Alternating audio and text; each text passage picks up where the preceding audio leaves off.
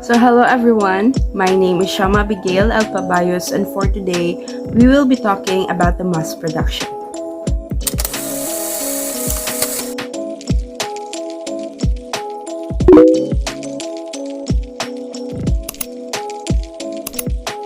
So what is mass production? Mass production is the manufacturing of the same standardized product lines for a prolonged period of time. It uses automation or assembly lines to facilitate the high volume production of similar products. Mass production is synonymous with the continuous flow or series reduction. The concept is identified with the rise in modern capitalism that succeeded in the Industrial Revolution. Mass production commonly uses mechanization to achieve labor division, high volume, monitoring and quality control, and material flow. Mass production is also referred to as flow production, repetitive flow production, series production, or serial production. In mass production, mechanization is used to achieve high volume, detailed organization of material flow, careful control of quality standards, and division of labor. An early example of the demand for standardized products in large quantities came from military organizations and their need for uniforms and other supplies. Precision machining equipment has led to large-scale demand for mass-produced products created cheaply with small workforces. So everyone, how do we understand mass production? Henry Ford, founder of the Ford Motor Company, developed the assembly line technique as mass production. In 1913, he pioneered the moving assembly line for the production of the Ford Model T automobile. The reduced manufacturing time for parts allowed the company to apply the same method to chassis assembly and drastically reduced the time it took to build the Model T automobile. Ford continued to refine the process, even hiring someone who studied the way people moved most efficiently. Between the year 1908 and 1927, Ford built 15 million Model T cars. As a result of Ford's mass production, cars became something that the general product could afford, rather than a luxury item that only a limited number of people had access to. Since then, Ford's concept of time and space efficient production has been adopted by most industries, lowering the cost of everyday items. Okay, so how does mass production works? Mass production involves multiple assembly lines where various people run routine procedures and do one specific job. The same equipment is used to perform the identical operation on a batch of products being manufactured. For the efficiency of the labor process, companies use differentiation, formalization, and specialization. The rationale behind such principles is to keep manufacturing costs low by using repetitive and standardized processes to produce uniform products.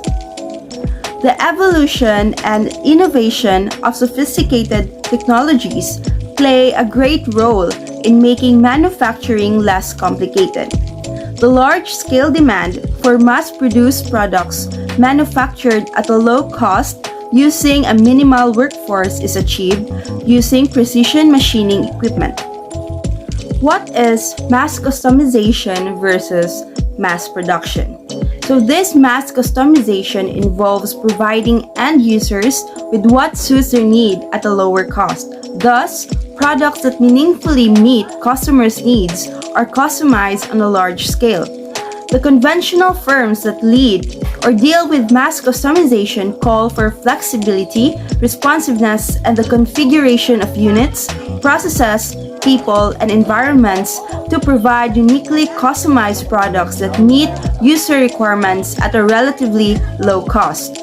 Mass customization focuses on markets with fragmented customer segments and with customers' preferences being harder to hypothesized and prone to changes. More intimate knowledge about end users and higher profits creates a feedback loop system, which can help companies provide even better and different products. So in contrast, mass production is a forerunner of mass customization. Mass production companies replicate a hierarchical and bureaucratic system where workers perform repetitive roles that are narrowly defined, resulting in standardized, low-cost products. Consumers generally accept standard products under a mass production system. On a mass basis, companies manufacturing goods benefit from economies of scale since it facilitates market expansions and price reduction. The low product pricing encourages demand clusters around homogeneous products. It acts as a feedback loop that reinforces standardized products to the manufacturing firms, given the interplay between consumers and producers. However, the two concepts are viewed to be on a continuum of continuous improvement. A company may also practice mass customization and mass production, albeit in two different factories meant for different market segments. To learn more about mass production, please watch this video. Mass production. Mass production is the manufacturing of large quantities of standardized products. It typically involves the use of assembly lines and automation technology, so a large number of similar products can be made quickly and efficiently, and with small workforces. Mechanization is used to achieve high volume, detailed organization of material flow, careful control of quality standards, and a division of labor.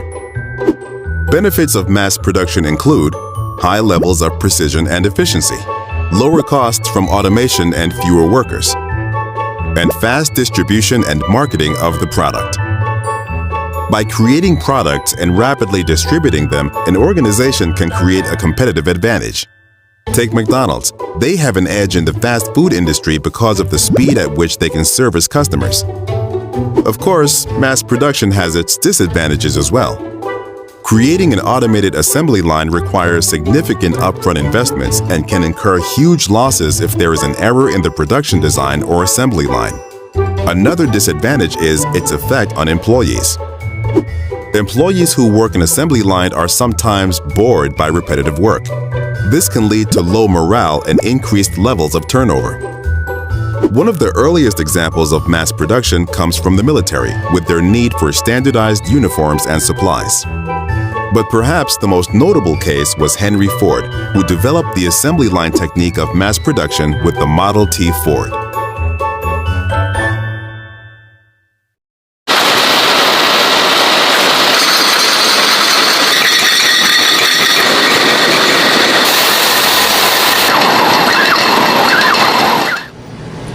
Hello everyone, I am Maria Angeline Metran Polpol, and let us now discuss the advantages and disadvantages of mass production. The advantages of mass production. First, we have higher accuracy and automation. A lot of goods are manufactured, and they are all standardized items. This results in high accuracy level, though it requires continuous monitoring. The reason for this is that the assembly line is set up in such a way that the machines accept an input of a fixed size and precision. Thus, the goods receive the highest level of automation. Second, less labor cost. A lot of things are pre-decided.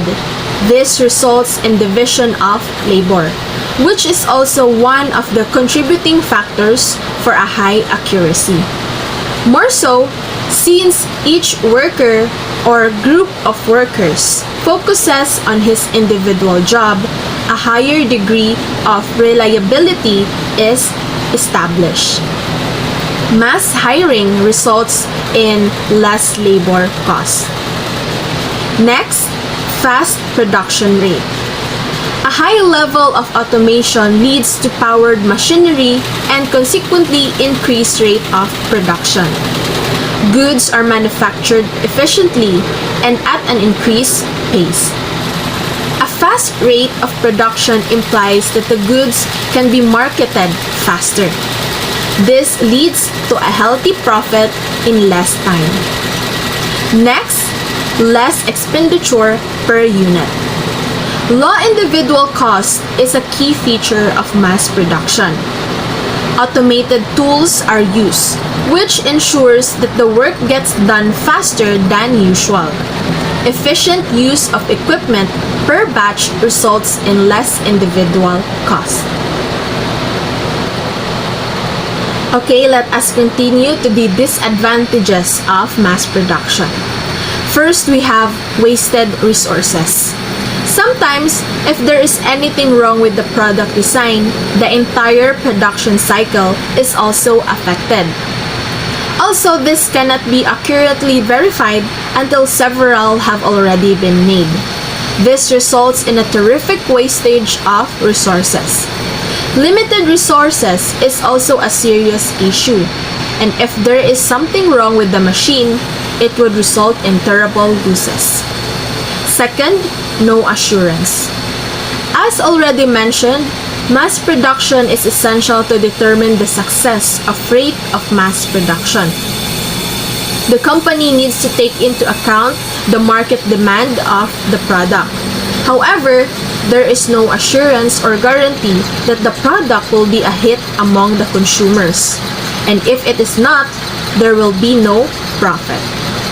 All the produced goods will be wasted. Next, more expense for material. Though the overall expenditure per unit is reduced, the use of automated machine tools requires a lot of investments. Also, there are other raw materials devised during the product design plan, which are very expensive and need to be purchased for a faster rate of production. Next, less variety. Similarity is a trait of mass production. It is different if the product is in excess demand, but after a while, consumers may lose interest due to the less variety. Even while producing the item, it is a bulk manufacturing strategy, and therefore no variety is introduced. All the items are of the same quality, dimensions, and etc. This could lead to limited consumption and wastage of capital. Mass production, like other production strategies, needs a great deal of thought. It is always characterized by introducing some type of machinization in order to retain quality and achieve a high success rate. It is up to the manufacturers to use the advantages to the best of their ability and combat the disadvantages using effective means. Real-world example. An early example of mass production dates back to 1913 when Henry Ford pioneered the first assembly line technique for his famous Ford Model T. Ford's automobiles became available at a lower price because of the efficiency of the method. Initially, the assembly lines were segmented to allow each worker to work on a single step before accelerating the process using a mechanized belt. It saw the innovative production approach realize the reduced time it took to build the Model T automobile from 12 hours to 2.5 hours. Automobile companies still use Ford's mass production method for rapid manufacturing. Good afternoon everyone, I am Ranjel May and I'm going to discuss about the advantages and disadvantages of technology advancement. Advantages of technology advancement. First, increased production. Second, easily accessible. Third, increased job opportunity. And last, better communication. Numerous firms seem to have improved and achieved success as a result of scientific advancement. Additionally, technology has greatly facilitated communication with people, including those in faraway nations. It has made research to development easier, and it also let new recruiters to upgrade all of their equipment while saving time. Although the technology of today offers both benefits and drawbacks, the benefits are quite significant in our daily lives. The improvement of medical treatment has been one of the technology's most significant benefits. Technology has not only made our lives simpler, but it also improved communication. Messages can be sent instantly within a second via social media. Disadvantages of technological advancement. The disadvantages of new technology include increased dependency on technology, often large costs involved with using the latest technology, especially for small businesses, increased rest of job cuts, closure of high street stores in favor of online businesses, security risk in relation to data and fraud, and required regular updates. Technological change is typically defined as any change that enhances a system's capacity to serve a purpose or address a problem. Technological advancement is typically a very well-defined concept. Not every element of human connection is affected by technological advancement. Hi everyone, good day. My name is Julina Visitacion Mercado, and my assigned topic is all about globalizing trade. So globalizing trade or globalization is the word used to describe the growing interdependence of the world economies, cultures, and populations brought about by cross-border trade in goods and services, technology, and flows of investment, people, and information. So, trade globalization is a type of economic globalization and measure of economic integration on a national scale. It loosely represents the proportion of all production that crosses the boundaries of a country, as well as the number of jobs in that country dependent upon external trade. So, globalization of trade offers immediate benefits. First is faster growth, higher living standards, and new economic opportunities. On the downside, not all countries have benefited equally from the globalization phenomena. So, in simple words, it is the proportion of all production that crosses the boundaries of a country, as well as the number of jobs in that country dependent upon external trade. So, it is the exchanging of goods and services from different countries. Like, for example, China imports crude petroleum from Russia and Saudi, so this is called export trades. The countries sell the products outside their geographical boundaries are the same to engage in export trade.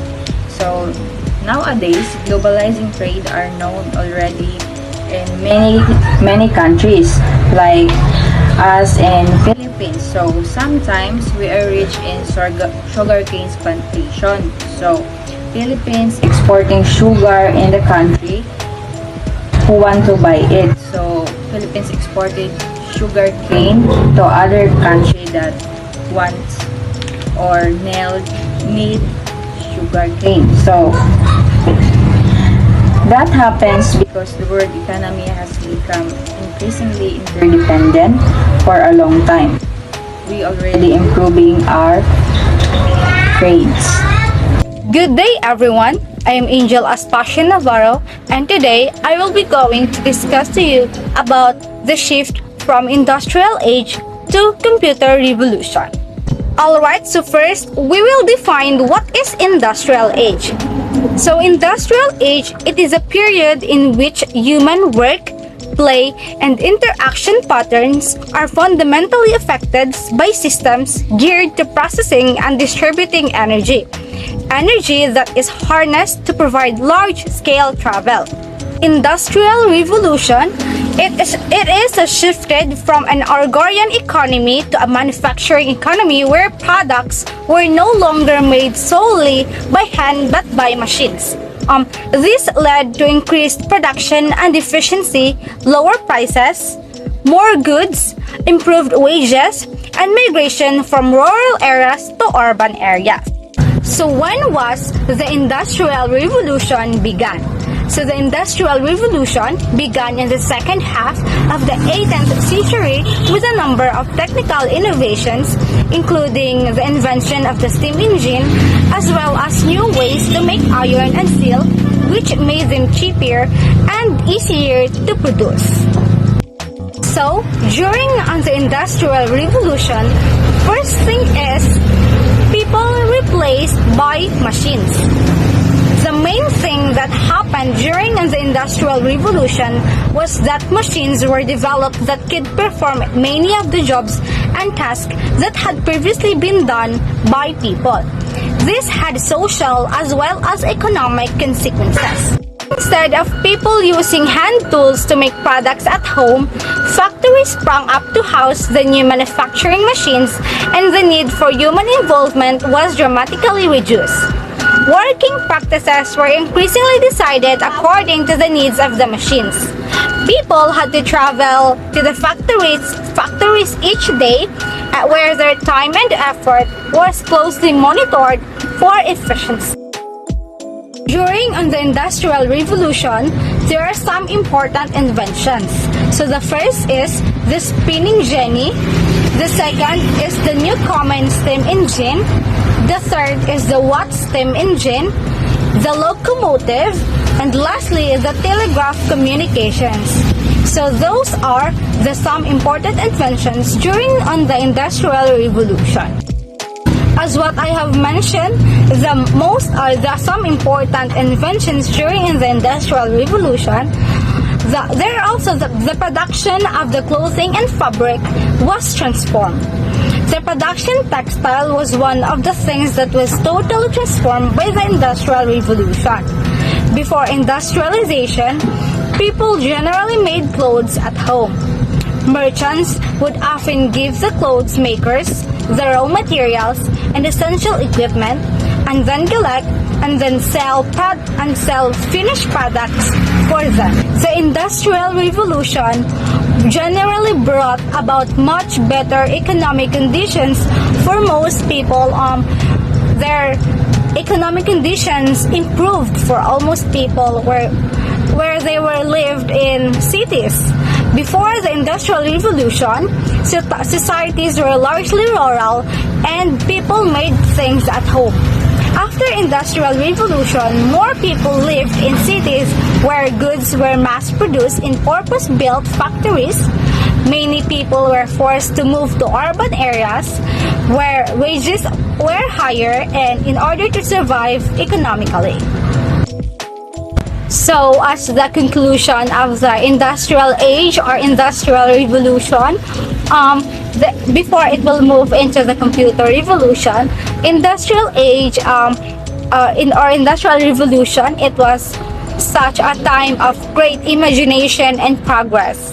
The inventions that allowed new products to be manufactured created a demand that caused a vicious cycle that propelled some people to prosperity, while at the same time held people down in poverty. It was almost never the intent of the inventors, scientists, another brilliant people to cause such a chasm between the working class and the industrial machine, but it was nonetheless created. So since we were talking about the shift from industrial age to computer revolution, so the shift from mechanical and analog electronic technology to digital electronics as the means of storing, transferring, and utilizing information is credited as a starting point of computer revolution. Computer revolution began in the second half of 20th century with the adoption of digital computers and digital storage of information. which led to the development of more advanced computer systems able to digitally replicate and automate previously manually performed mathematical calculations. So there are social impact of digital revolution that comes up with fair share of positive and negative factors. So let us first talk about the positive factors of digital revolution. First is greater interconnectedness, second, easier communication, and third is exposure of information in the past that could have been easily suppressed by totalitarian regimes. So regarding the economic impact of digital revolution, there has been a wide range of impacts. For example, without the advent of internet, globalization would not be a feasible venture in today's world. So the revolution altered the way individuals and companies interact with each other. Today, small or medium enterprises have access to large markets of the world. The adoption of digital technologies has resulted in a boost in economic productivity and its allied activities. And now let's discuss the negative factors of digital revolution. First, information overload. Second, the rise of internet predators. Third, forms of social isolation. Fourth, media saturation. And lastly, infringement of personal privacy. So personal computing and other non-work related digital activities in the workplace help lead to strong forms of personal invasions, such as keystroke recording and information filtering application. Nowadays, we are living in a time of exciting technological innovations where digital technologies are driving transformative change. So, as a conclusion, the digital revolution has given considerate benefits to society, but it has also brought its fair share of concerns in the process. It has led the way to new scenario where mass surveillance can become the norm, bringing in its wake new concerns about civil and human rights.